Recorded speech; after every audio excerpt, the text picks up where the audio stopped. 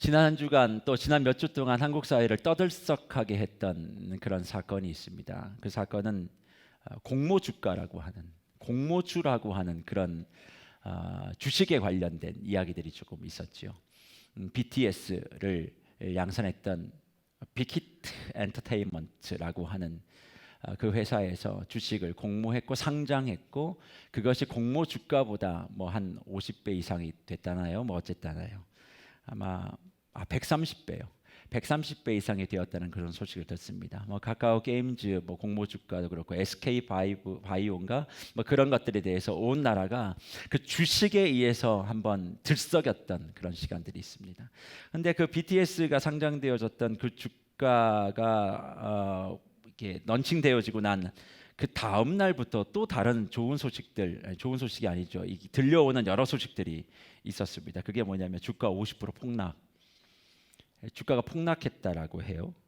근데 제가 관심을 가졌던 건 주식이라는 게 뭐 다 그렇죠, 뭐. 근데 폭락을 했는데 폭락했던 그 사람들이 청원서를 막 올렸다는 거예요. 어떤 사람은 신혼부부도 있고 뭐 여러 가지 사람들이 있는데 그 중에 한 분이 환불을 좀 해줬으면 좋겠다. 내가 돈을 넣었는데 이게 지금 50% 마이너스가 됐으니까 환불을 했으면 좋겠다. 그런 기사를 가지고 여러 가지 많은 뉴스들이 양상되는 것을 보게 되었습니다. 제가 그 뭐 카카오 게임즈라든지 BTS라든지 뭐 혹은 SK 바이오라든지 뭐 이런 주식에 대해서는 아는 게 없습니다. 해본 적도 없고 했던 적도 없고. 그런데 사람들이 왜 거기에 그렇게 모여서 집중하게 될까? 왜 사람들이 자기의 결혼 자금까지 그 주식을 사기 위해서 그렇게 투자를 했다가 낭패를 봐서 그걸 환불해 달라고 그렇게 얘기할까? 그리고 며칠이 또 지나고 나면 그 BTS의 회사의 의장이 되나요? 사장이 되나요? 그 누군가를 향한 또 증오의 말들이 막 기사화되기 시작합니다. 나는 이렇게 폭락하는 주가를 가지고 돈을 잃었는데 그는 수백 조의 부자가 됐다. 이런 기사들 말이죠.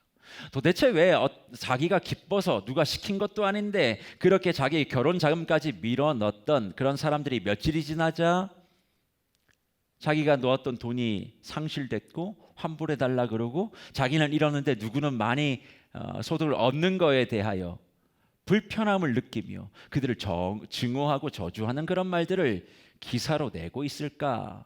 그런 상황들을 제가 유심히 보면서 제 마음에 그런 생각이 들었어요. 아마 처음 BTS의 공모 주가가 시작되었을 때 돈을 넣었을 때는 기뻤을 거예요. 분명히 설레는 마음으로 시작했을 거예요. 왜요? 이걸 해서 100배, 200배 늘어나면 자기도 부자가 될 수 있다라고 하는 그런 기쁨이 사람들의 마음속에 있었지 않겠어요? 그런데 며칠이 지나고 주가가 폭락하고 나니까 이제는 마음에 불안, 증오, 말로 다 할 수 없는 분노들이 표출된단 말이에요. 그러면 그 사람들이 꿈꿨던 기쁨이라고 하는 거는 과연 뭐였냐는 거예요. 그들이 처음에 돈을 투자했을 때 기대했었던 그 기대와 기쁨은 며칠이 지나서 없어지고 오히려 증오와 저주로 바뀌어졌다면 그게 바른 기쁨이라고 할 수 있을까? 사람들은 모두 다 자기 기쁨을 위해서 살아갑니다. 그런데 그 기쁨들이 다 허상일 때가 많아요. 여러분들이 좋아하는 수많은 것들 그런 거 있잖아요. 요즘 TV 잘 안 보셔서 모르겠지만 요즘 트로트가 유행이잖아요. 그러니까 어느 순간부터 나훈아 선생님, 남진 선생님이 나오시기 시작하세요. 근데 그분들이 누구냐면 소녀 팬들의 오빠 부대의 원조들이에요. 그분들이. 그러니까 그분들이 지금 남아가지고 벌써 꽤 나이가 많이 되셨죠. 근데 계속 그런 어떤 아이돌이라든지 대중문화를 가만히 보고 있으면 결국 그 사람들이 기쁨을 주는 게 아닌데도 그게 기쁨인 줄 알고 따라다녀요. 그래서 그 사람들이 뭔가 잘못된 행실을 하거나 문제를 일으키면 모든 사람들이 다 함께 좌절하고 낙심하는 것, 결국 그건 우리에게 뭘 이야기하는가요? 기쁨은 내가 뭔가를 얻고 가지고 누리는 것으로 절대 주어지는 게 아니에요. 그러니까 우리 청년들이 기억하셔야 될 게 한 가지 뭐냐면 내가 주님 앞에 기쁜 삶을 살고 싶다면 뭔가를 가지는 것을 통하여 뭔가를 누리는 것을 통해서 절대 그 기쁨은 내게 주어지지 않는다. 세월이 가면 다 사라져요. 여러분들 연애하고 싶죠? 연애도 싫어요? 무슨 낙으로 살아요? 연애는 해봤어요? 모태솔로예요? 뭐 어떡할까? 연애하면 더 예쁜 여자, 멋진 남자, 뭐 조건이 좋은 사람들 막 찾아다니죠. 10년, 20년 지나면 다 똑같아져요. 목사라서 말이 좀 그렇지만 그놈이 그놈이고 이게 그예요. 다 같다고. 결국 내게 만족을 줄 것 같은 그 사람은 절대 내게 만족을 주지 않아.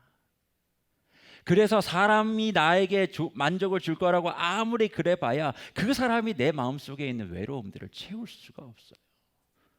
오히려 그 사람이 내게 짐이 되지. 그래서 무언가를 얻고 무언가를 가지는 것으로 기쁨은 절대 나오지 않는다. 그러면 성경은 기뻐하라고 하는데 무엇을 통해서 우리가 기뻐할 수 있다고 성경이 우리에게 말씀할까요? 성경은 관계를 통해서 기뻐할 수 있다 그렇게 얘기해요. 첫째는 하나님과의 관계를 통해서.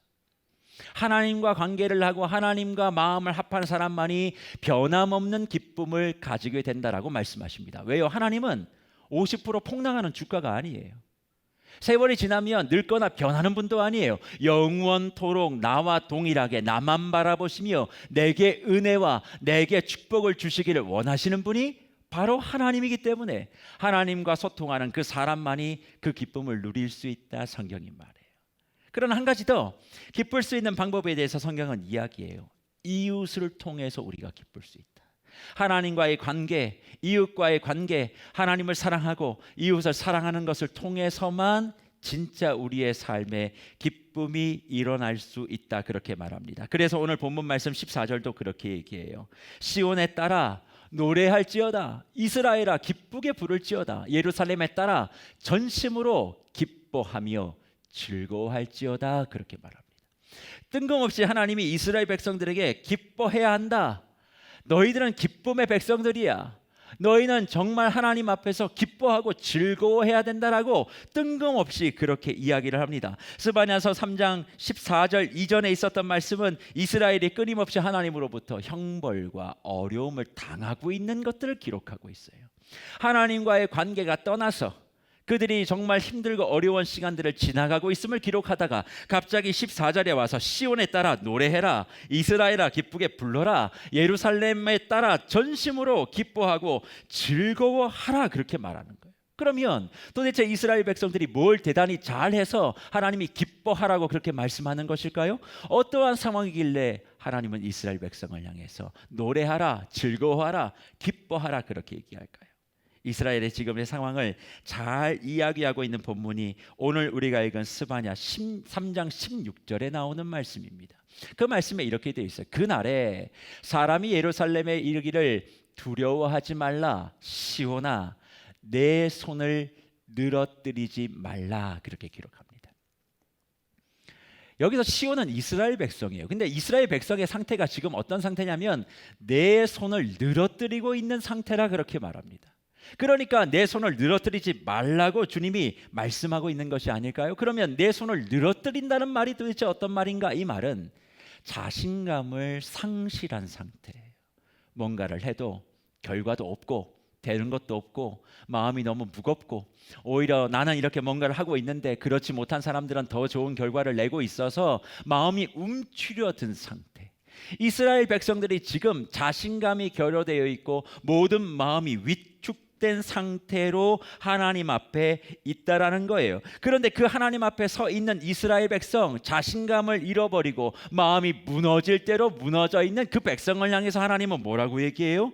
노래해라, 기쁘게 불러라, 전심으로 기뻐하고 즐거워하라라고 말하고 있으니 이게 얼마나 앞뒤가 맞지 않는 모습이겠습니까? 그런데요, 저는 이 말씀을 통해 이런 음성을 들어요.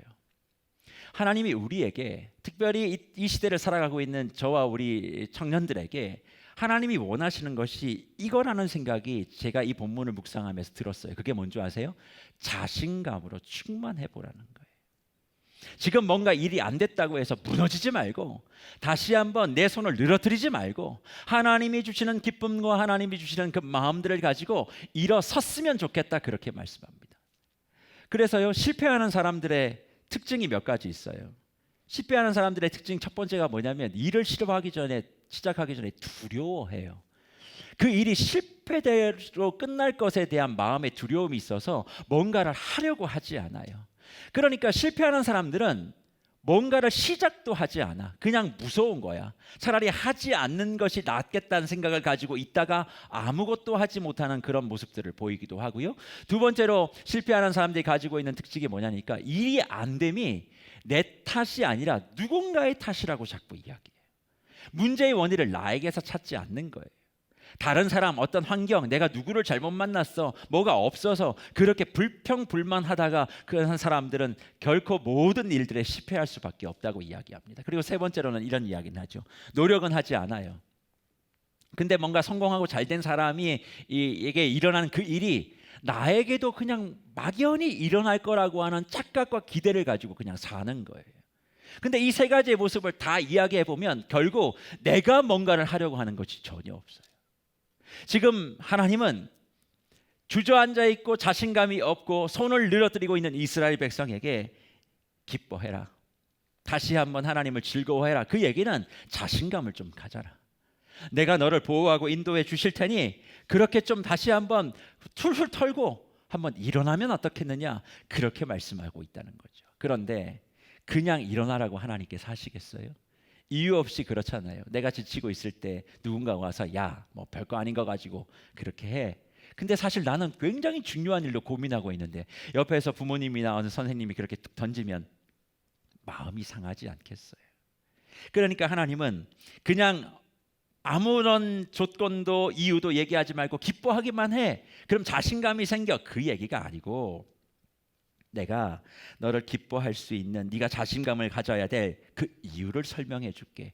그러면서 우리에게 17절 말씀을 기록해 주고 있습니다. 우리 17절 말씀을 같이 한번 읽어볼까요? 너의 하나님 여호와가 너희 가운데 계시니 그는 구원을 베푸실 전능자이시라. 그가 너로 말미암아 기쁨을 이기지 못하시며 너를 잠잠히 사랑하시며 너로 말미암아 즐거이 부르며 기뻐하시리라 하니라. 아멘. 우리가 자신감을 가져야 될 이유는 뭐냐면 네가 자신감을 가지고 있고 모든 일들이 잘 되지 않아서 막혀 있어서 답답해 있고 움츠려 있고 그렇게 무너져 있고 힘들어하고 있지만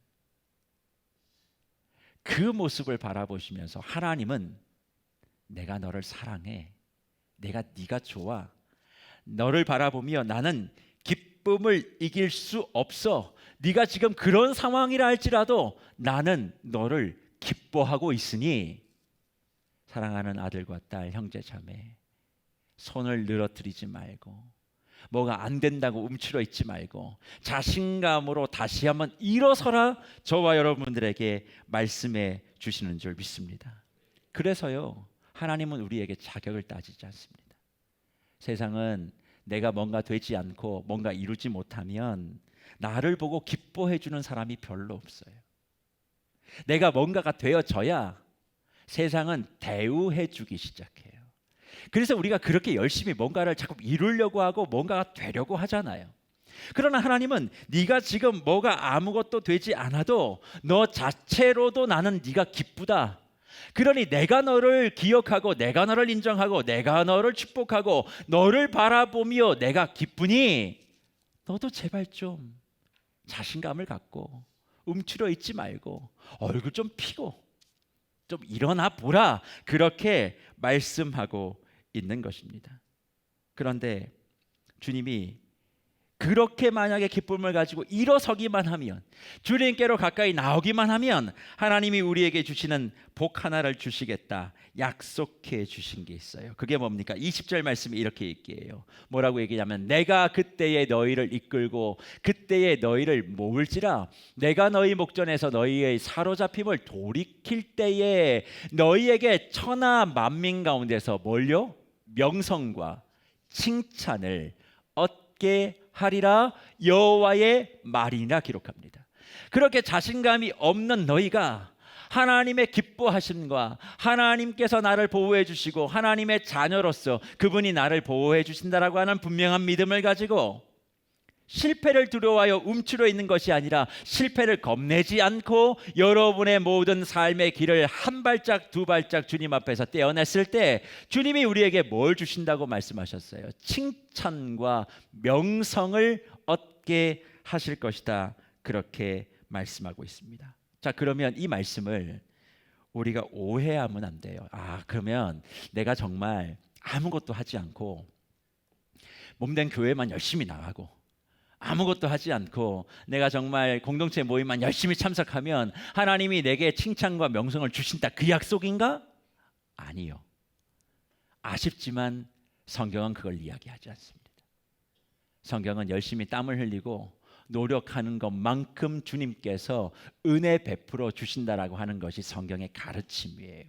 그러니까 자신감이 없어도 하나님이 나를 기뻐하시는 것을 갖고 내가 일어나서 열심을 다하면 하나님이 명성과 칭찬을 주신다는 거예요. 그러면 성도들이 이렇게 생각하셔야죠. 목사님, 그러면 세상의 원리와 뭐가 달라요? 세상도 열심히 하면 다 명성과 칭찬을 준대요. 뭐 성경에서 지금 얘기하는 게 뭐가 다르죠? 라고 물으시는 지체들이 있습니다. 그런데 이 명성과 칭찬은 세상에서 얻는 그 명성과 칭찬, 혹은 세상에서 무언가를 열심히 노력해서 뭔가를 이루어서 얻게 되는 그 명성과 칭찬이 아니에요. 그러면 어떻게 해야 이 명성과 칭찬을 얻을 수 있다고 주님이 말씀하시냐? 오늘 우리가 읽었던 말씀 가운데 18절이 그 해답을 우리에게 줍니다. 이렇게 얘기하죠. 내가 절기로 말미암아 근심하는 자들을 모으리니 그들은 내게 속한 자라. 그들에게 지워진 짐이 치욕이 되었느니라. 아멘. 이걸 그냥 읽으면 이게 무슨 말씀인지 잘 모르시는 분들이 있어요. 근데 제가 이 말씀을 이렇게 풀어볼게요. 세상은 뭔가 열심히 하고 이루면 명성과 칭찬을 얻지만 하나님께서는 정말 기쁘지 않고 어렵게 삶을 살아가는 우리를 불러내셔서 자신감을 가지라 그러고, 네가 정말 해야 될 일, 내가 너를 기뻐하니까 네가 정말 해야 될 이 일 하나를 하면 명성과 칭찬을 줄게, 그렇게 말씀하세요. 그러면 그 일이 도대체 뭐냐? 저거예요. 근심하는 자를 모으는 거. 내가 힘들고 어려운 가운데 있는 사람들이 주위에 많이 있잖아요. 그런데 그 사람들을 축복하고 그 사람들을 회복하고 그 사람들에게 말로 다 할 수 없는 그 은혜를 공급하고 사랑해 주면서 그 근심이 되는, 나에게 근심이 되고 나를 괴롭히고 나를 힘드는 그 사람들을 내가 품어 안으면 그 사람에게 하나님이 명성과 칭찬을 주시겠다, 오늘 말씀하시는 거예요. 그러니까 자신감을 잃어버리고 그리고 여러 가지 환난과 어려움 가운데 무너져 있는 하나님의 백성 이스라엘에게 하나님은 괜찮아, 내가 네 모습 자체로 충분히 만족해, 너는 충분히 기뻐할 수 있는 사람이야. 그러니 좀 일어나서 네가 해야 될 일이 하나 있어. 그게 뭐예요? 주변에 하나님을 알지 못하는 누군가, 하나님을 통해서 기뻐하는 그 기쁨이 무엇인지를 모르는 사람들에게 그것을 나눠주고 그것을 축복하고 그 기쁨을 함께 누릴 수 있도록 하면 하나님이 저와 여러분들을 명성과 칭찬의 자리에 설 수 있도록 은혜를 주시겠다 약속하시는 거예요. 그래서 저는 오늘 청년들에게 이 기업 하나를 좀 이야기하려고 해요. 아마존이라고 하는 기업을 혹시 아세요? 요즘 정말 많이 취업하고 싶어하는 글로벌 기업의 넘버원입니다. 근데 아마존이라고 하는 그 기업이 코로나 시대를 경험하면서 매출이 주가죠 70% 이상이 뛰었다 그래요. 하루에 벌어들이는 수익이 15조입니다. 엄청난 기업으로 성장하고 앞으로도 더 성장할 것이다, 그렇게 이야기합니다. 근데 그 아마존에 지금 어떤 일이 벌어지는 줄 아십니까? 분쟁이 일어났어요. 어떤 분쟁이 일어났냐면 아마존의 현직에 있는 많은 사람들이 해고를 당했어요.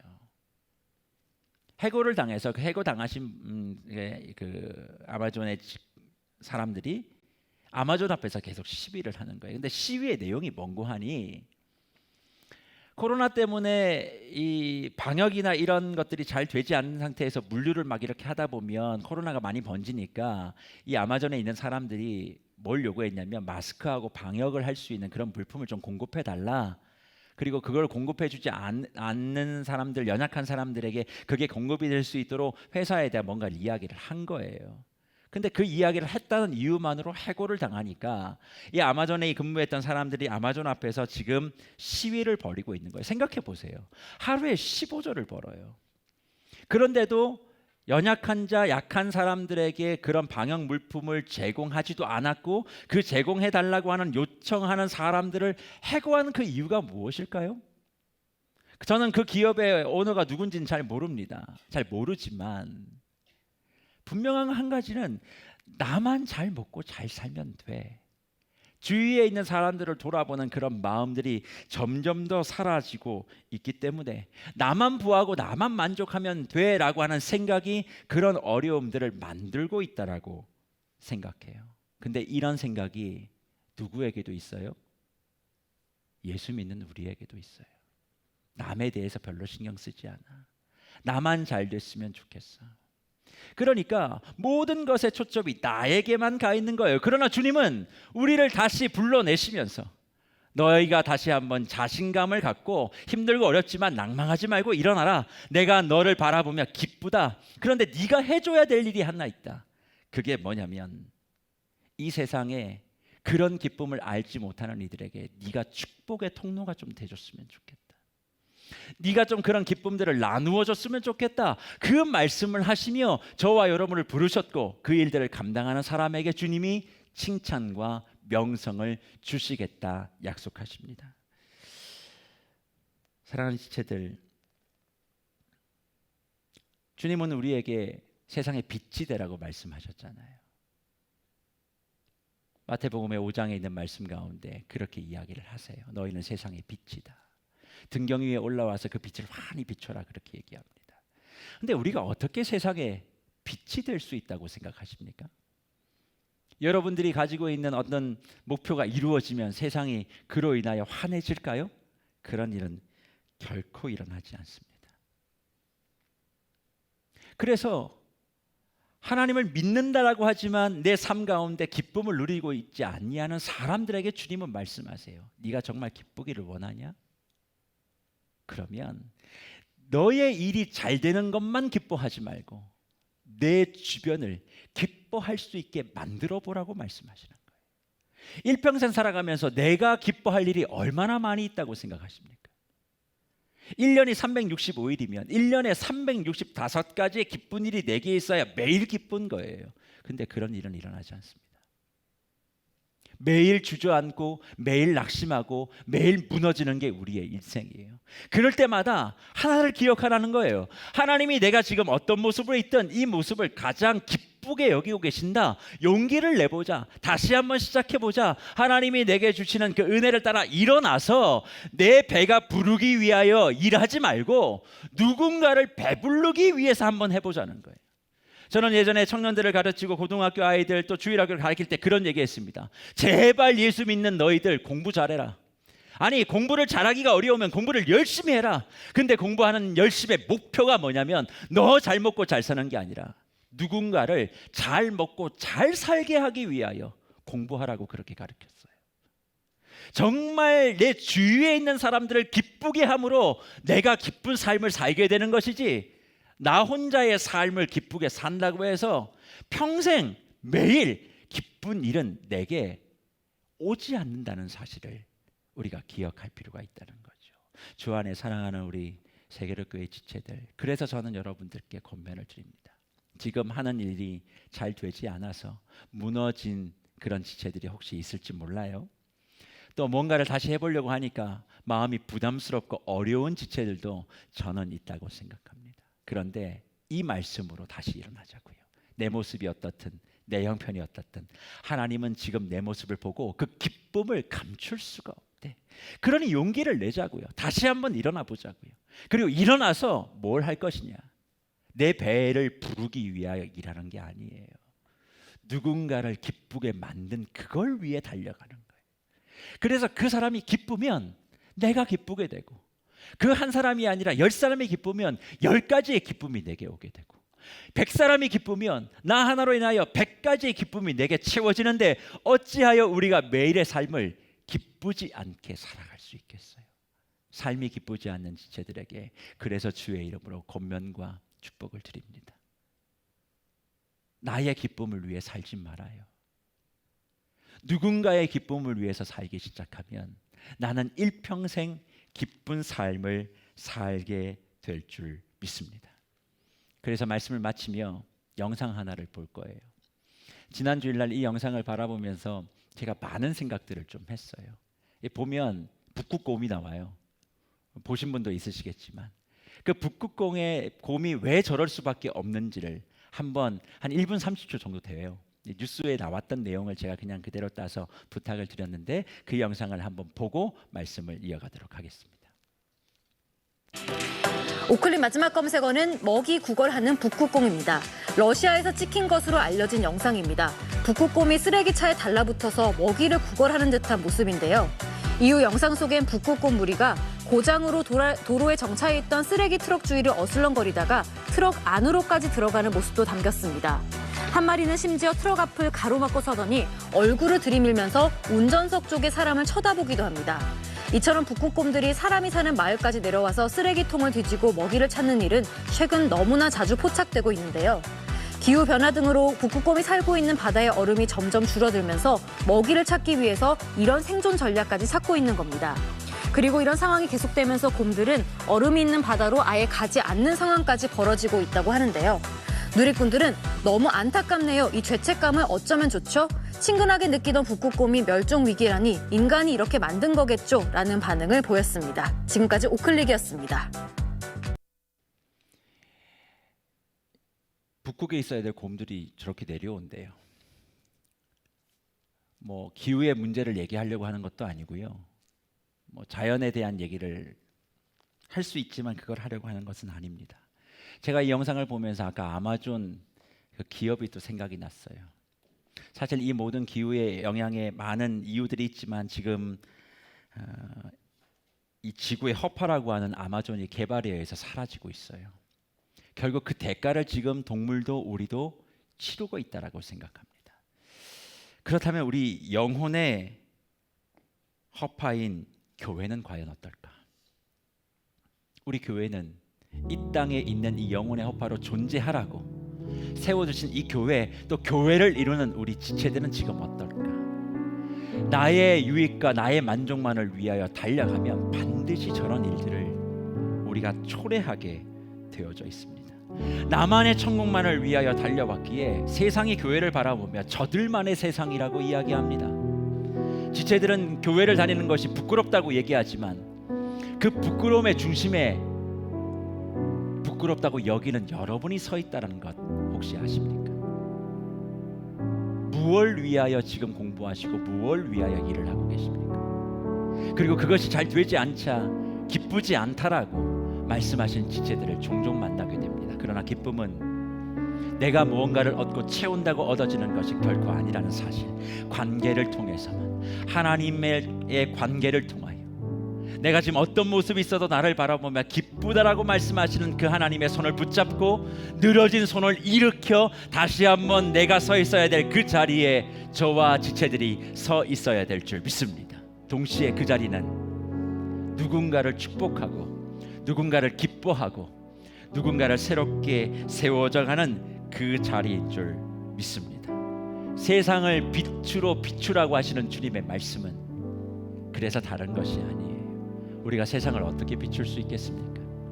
누구 한 사람을 축복하면 되고 누구 한 사람을 위해 내가 섬기면 되고 내가 가지려고 하는 것이 아니라 그 사람의 얼굴에 미소를 짓게 만들기 위하여 내 삶의 항로를 조정하면 우리는 평생 기쁠 수 있습니다.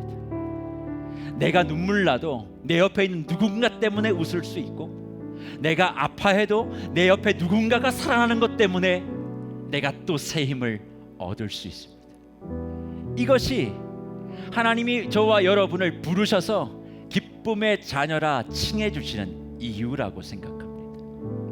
말씀을 마치며 우리 세계로 청년들에게 그래서 주의 이름으로 축복과 권면을 드립니다.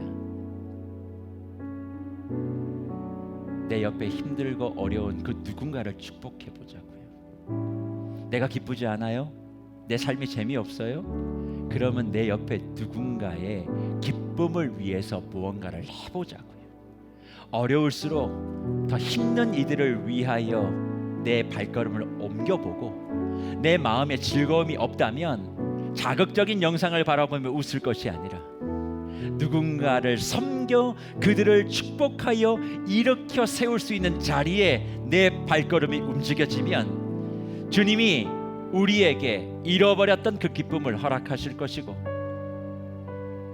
그리고 우리에게 약속하신 명성과 칭찬을 반드시 허락해 주실 줄 믿습니다. 그래서 말씀을 마치며 오늘 이 찬양을 함께 하기를 원하는데, 가사가 이렇습니다. 주께 힘을 얻고 그 마음에 시온의 대로가 있는 그대는 하나님의 축복의 사람이다. 우리는 축복의 사람이에요. 왜요? 하나님이 우리를 너무 기뻐하신대. 내가 어떤 모습이든 그 기쁨이 있기 때문에. 그래요. 그 다음 가사가 뭡니까? 주의 집에 거하기를 사모하고 주를 항상 찬송하는 그대는 하나님의 축복의 사람이요. 왜요? 주님이 우리를 축복하니까, 사랑하니까.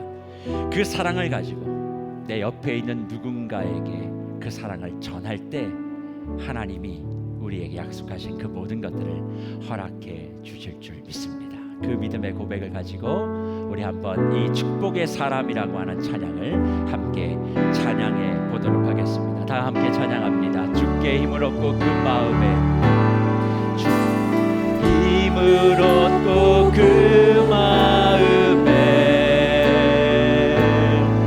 시온의 대로가 있는 그대는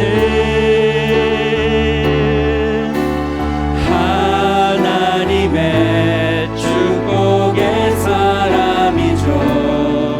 주님 그대를 너무 기뻐하시죠.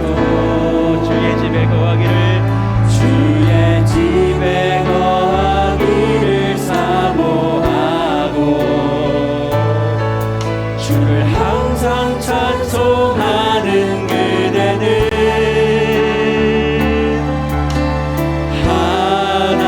하나님의 축복의 사람이죠. 주님 그대를 너무 사랑하시죠. 다시 한번 저점 보세요. 목사를 구경하지 말라고, 나 여기에 원숭이로 있는 거 아니라고.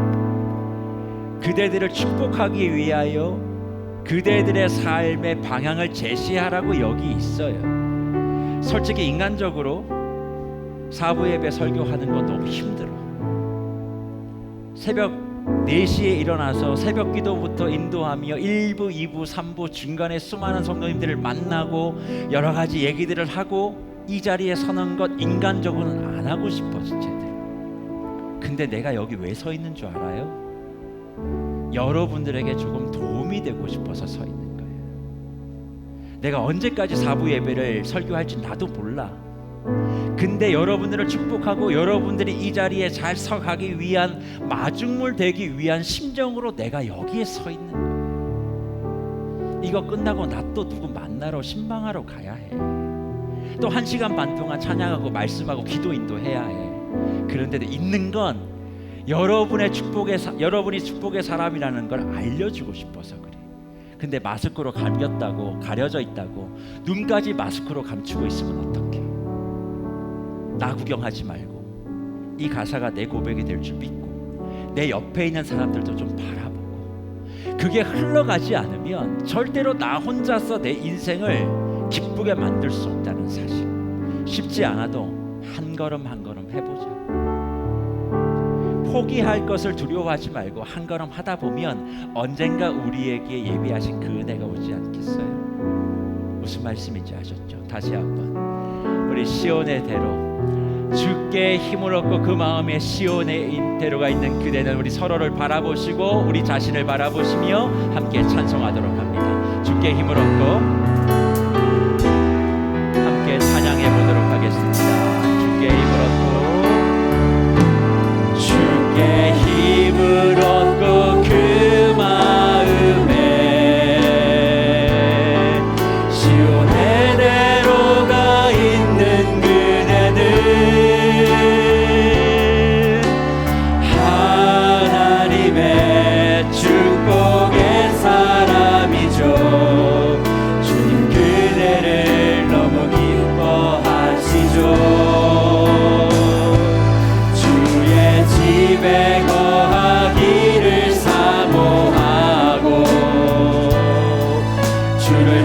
항상 찬송하는 그대들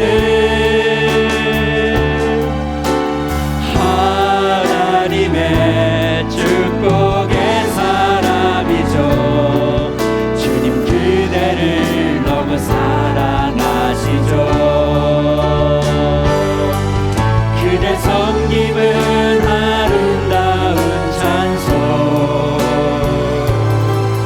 그대 헌신은 아름다운 기도, 그대가 밟는 땅 어디에서라도 주님의 이름 높아질 거에 그대 섬김은 아름다운 찬송, 그대 헌신은 향기로운 기도, 그대가 밟는 땅 어디에서라도 주님의 이름 높아. 다시 한번 그대의 섬김은 아름다운 찬송, 그대 헌신은 향기로운 기도, 그대가 밟는 땅 어디에서라도 주님의 이름 높아질 거예요. 이 시간 말씀 생각하시면서 우리 한두 가지 좀 기도하고 제가 기도하고 마치면 어떠시겠습니까? 첫 번째 기도는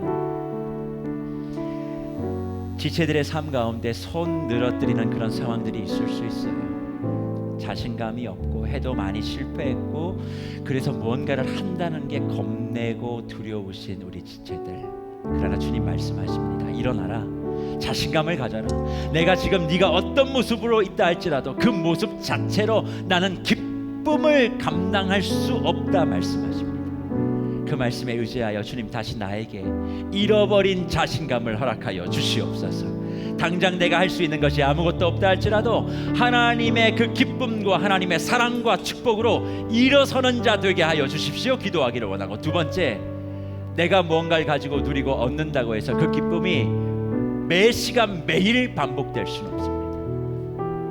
우리가 기뻐할 수 없는 상황 속에서도 기뻐할 수 있는가? 내 주위의 사람들이 기뻐할 수 있는 삶을 만들어내면 돼요. 기뻐할 수 없으면 누군가를 축복하자고요. 내가 마음이 무너지고 답답하면 누군가를 위해 살기를 작정해보자고요. 공부해서 나 잘 먹고 잘 사는 그런 사람들이 지금 뉴스에서 이 나라를 이렇게 어지럽게 만들어요. 그러나 공부해서 노력해서 돈 벌어서 나 잘 먹고 잘 사는 게 아니라 남 잘 먹고 잘 살게 하자. 그렇게 마음을 모으면 작은 것을 통해서 큰 일을 이루시는 우리 주님이 많은 사람들을 회복시켜서 그걸 바라보게 하시고 저와 여러분이 그걸 통해 기쁨을 회복하게 될 줄 믿습니다. 두 가지, 자신감 회복과 그리고 나의 기쁨이 아닌 누군가의 기쁨을 만들어내고 창출할 수 있는 나의 인생 되게 하셔서 영원히 기쁨을 잃어버리지 않는 주의 아들 딸 되게 해달라고 두 가지 기도 내용들을 가지고 합심하여 함께 기도합니다. 나같이 기도합니다.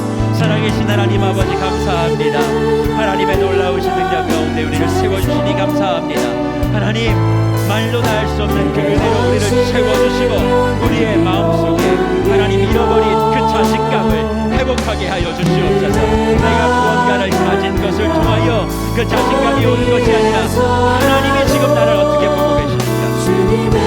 그 하나님이 지금 나를 어떻게 생각하고 계시는가? 그것이 나의 기쁨의 자신감 회복의 출발이 되게 하여 주시옵소서. 어떠한 상황 속에서도 내 마음이 무너지지 않게 하시고 하나님의 능력 가운데 우뚝서게 하시고 주님께서 원하시는 그 귀한 일들을 이루어가기에 부족함이 없도록 우리를 사용하여 주시옵소서. 특별히 구합니다. 하나님, 지금은 나를 위해서 삶을 살았다면 이제는 누군가를 위한 삶, 누군가를 축복하는 삶, 누군가를 기쁘게 만드는 삶을 살기 위하여 내 자신을 내어놓고 하나님 앞에 서 있을 수 있는 우리 모두가 되게 하여 주시옵소서.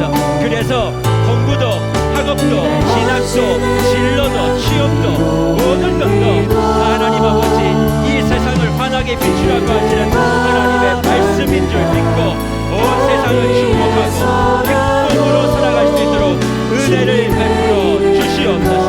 하나님 아버지 우리 청년들을 주의 이름으로 축복합니다.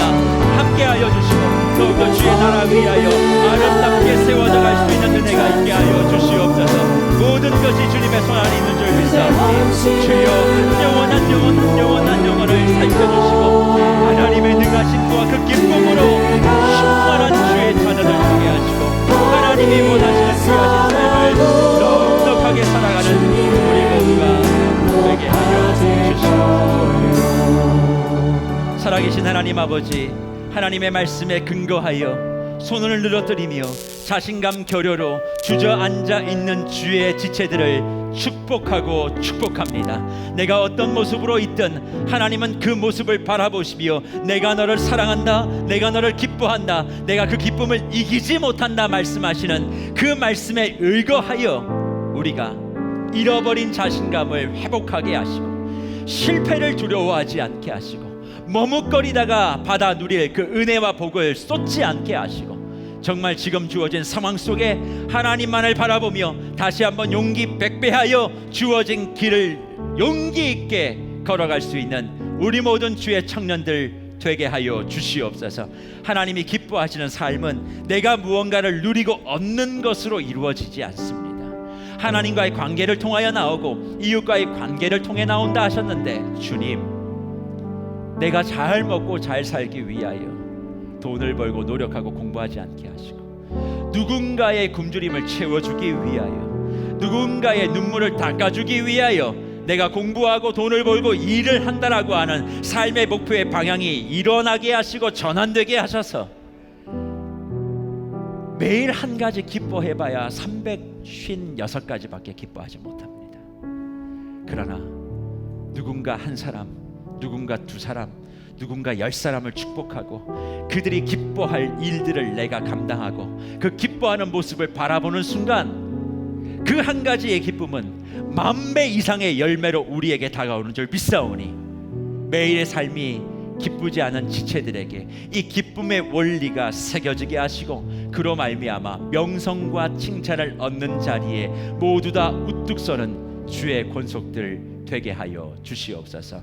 비옵기는 우리의 생명이 되시고 구주가 되시는 예수 그리스도의 한이 없으신 은혜와 하나님 아버지의 극진하신 사랑과 성령의 위로 교통하심이 오늘 이 시간 힘들고 어려운 상황 가운데 낙심 가운데 있다 할지라도 주님의 사랑의 고백으로 다시 한번 용기 백배하여 일어나 주님이 기뻐하시는 자리를 귀하게 섬겨내기를 결단하는 우리 안디옥 공동체 모든 지체들 머리 위에와 이제는 내 자신의 유익과 기쁨을 위해 살지 않고 누군가를 기쁘게 하는 삶, 누군가를 채워주는 삶, 누군가의 눈물을 닦아주는 삶이 내 삶의 목표인 줄 분명히 믿고 그런 삶을 살아낼 때에 주님이 매 초마다 부어주시는 기쁨을 누리며 그 기쁨으로 충만한 평생이 되기를 소망하는 우리 세계로교회 모든 성도님들 머리 위에 이제로부터 영원토록 항상 함께할 것을 간절히 축원하옵나이다. 아멘.